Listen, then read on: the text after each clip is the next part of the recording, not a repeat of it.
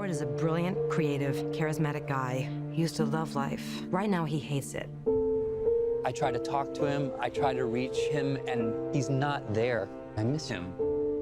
He writes letters. Who are they to? Howard doesn't write letters to people. He writes to things. Time, love, death. Kids write letters to Santa Claus. It doesn't mean they're crazy. No, this is therapeutic.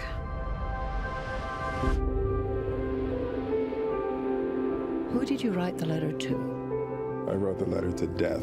Nice to meet you. They're charmed, I'm sure. Nope.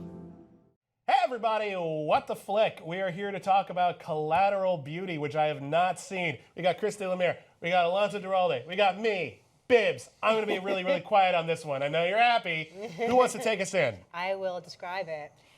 I don't even really know what Collateral Beauty is, even though there's a giant speech that Naomi Harris gives in which she says the phrase Collateral Beauty about 8 times.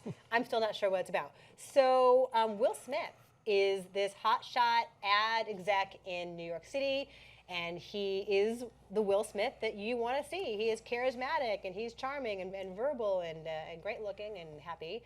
And he's in charge of this ad agency, and then it skips ahead 3 years, and he has suffered this horrible tragedy that he is understandably still reeling from, but it also means that his ad company is faltering. And so his 3 partners, Michael Pena, Kate Winslet, and Edward Norton, scheme to hire actors to portray love, time, and death, the 3 most important factors in the world to him as a person and as an ad exec.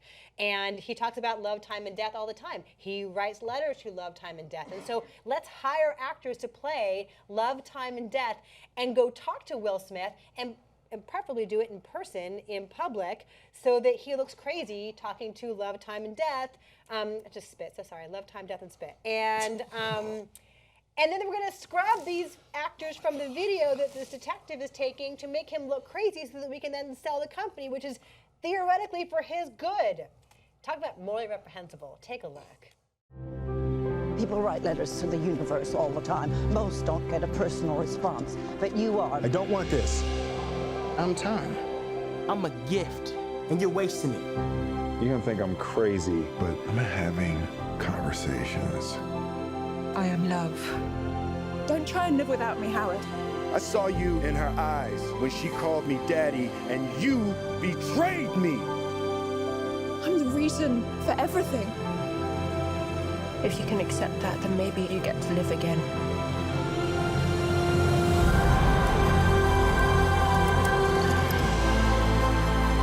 He's reaching out to the cosmos for answers. There's so much more at stake here than you even understand. That's what this movie is about? That's what this movie is about. Holy crap. I thought It's it was not just high this concept. weird maudlin thing where a whole bunch of gods come in and talk to Will Smith and Oh, make him feel bad. It is Oh weird my and God. maudlin. No. It's- His 3 best friends are doing this shitty thing to him. They scheme to make him look crazy. So they can to sell force the him to company sell out the from under him. company Because it's the only way they're all going to survive. Who plays who again? So Helen Mirren plays Death. Death. Helen Mirren and Keira Keira Knightley Knightley's love and Jacob Lattimore is time. is time. And so they all, Oh, God. So Edward Norton stumbles upon this theater company in New York with the most incredible lighting for Even though the the 3 people seem to run the whole thing. And The, they have no- the Hagel Theater Company. Yes, keep that in mind. And so he sees Keira Knightley in an audition. He follows her to this theater. He sees the 3 of them and gets this idea like, oh, I'm going to pay you each $20,000 to go torment my best friend who is reeling from this horrible tragedy. But then, meanwhile, wouldn't you know it, both Pena and Norton and Winslet have things to learn themselves from love and time and death. And they happen to each get matched up with a person who is able to help him or her through their problem. And in another meanwhile, Will Smith starts dragging himself into bereavement counseling in these groups that are run by Naomi Harris.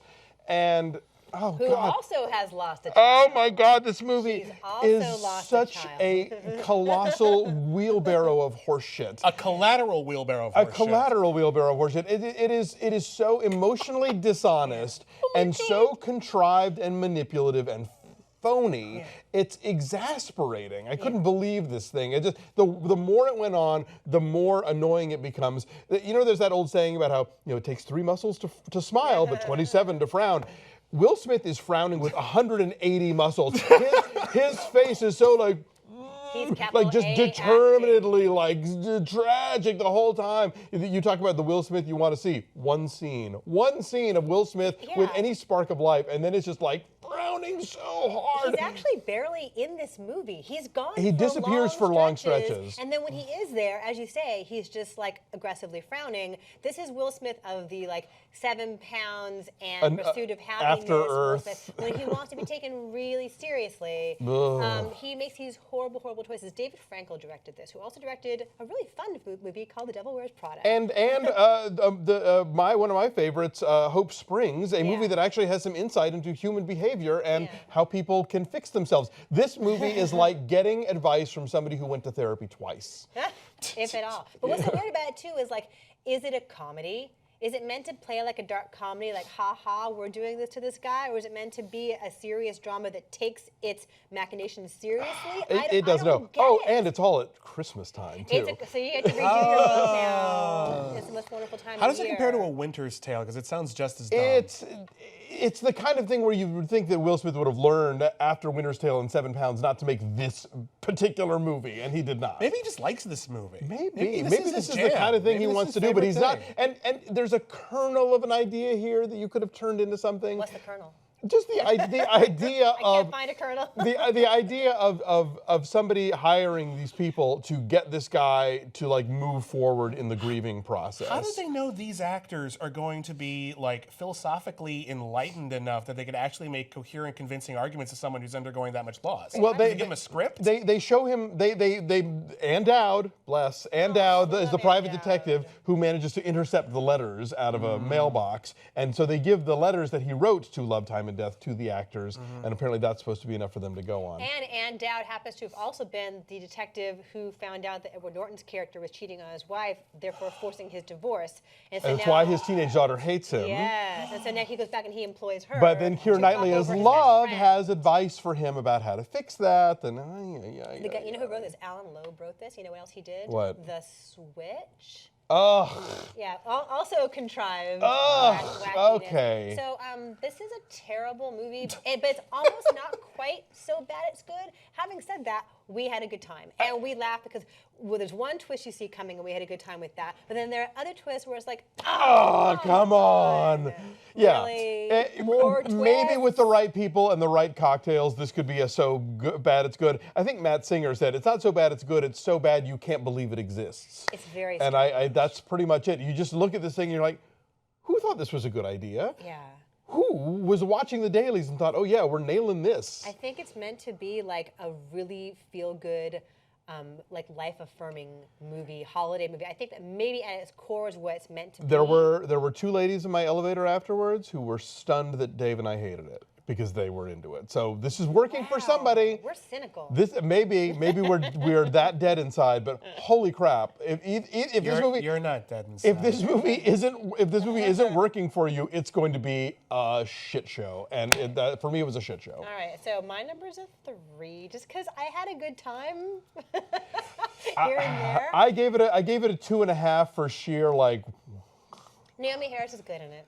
She's always good. Yeah, this isn't going to be her Norbit, right? This isn't going to no, it's not going to sink her Moonlight nomination. And Helen Mirren has a couple of funny little sprightly moments. You know, she's good in everything too. Exactly. Winslet is fine. I mean, like these are people who generally know what they're doing. Edward Norton seems a little, but most of the problem here is that he's given the worst sort of like script and like a lot of really ham-fisted exposition and. Some movies are so bad it's impossible to describe them without making them seem like a must-see. Because I got to tell you, I'm so sold on this movie. Right? I really want to see this. I'm so regretting that I couldn't see it with the right people and make your own entertainment. 2.8 is our number. It's 19%, which is 1 point higher than where Passengers is on the tomato meter. Take from that what you will. Bye-bye.